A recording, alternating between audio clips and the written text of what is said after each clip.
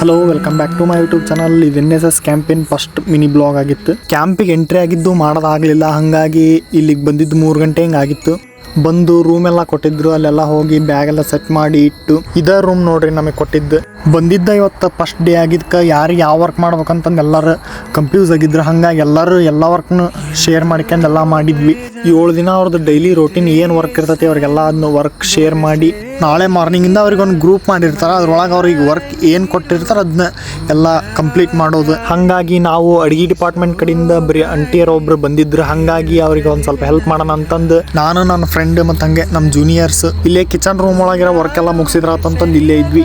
ಹಂಗೆ ಇನ್ನೂ ಉಳಿದವರು ನಾಳೆ ಪ್ರೋಗ್ರಾಮಿಗೆ ಏನೇನು ಬೇಕಲ್ಲ ಅದೆಲ್ಲ ರೆಡಿ ಮಾಡಕ್ಕೆ ಹೋಗಿದ್ರು ಅವರು. ಹಂಗೆ ನಾವು ರಾತ್ರಿ ಊಟಕ್ಕೆ ರೆಡಿ ಮಾಡೋಣ ಅಂತಂದು ಎಲ್ಲ ಮಿಕ್ಸರ್ ಅದೆಲ್ಲ ಹಾಕಿ ಹಂಗೆ ಇಲ್ಲೊಂದು ವಿಡಿಯೋ ಮಾಡ್ಕೊಂಡು ಹೋಗೋಣ ಅಂತಂದು ಹೊರಗಡೆ ಬಂದ್ವಿ. ಹಂಗೆ ಮತ್ತು ಕುಡಿಯೋಕೆ ಯಾರಿಗೂ ನೀರು ಇರಲಿಲ್ಲ, ಹಾಗಾಗಿ ಅಲ್ಲಿ ವಾಟರ್ ಕ್ಯಾನ್ ತಗೊಂಡು ನೀರೆಲ್ಲ ತುಂಬಿಸ್ಕೊಂಡು ಮತ್ತು ಕಿಚನ್ ರೂಮಿಗೆ ತಗೊಂಬಂದು ಇಟ್ವಿ.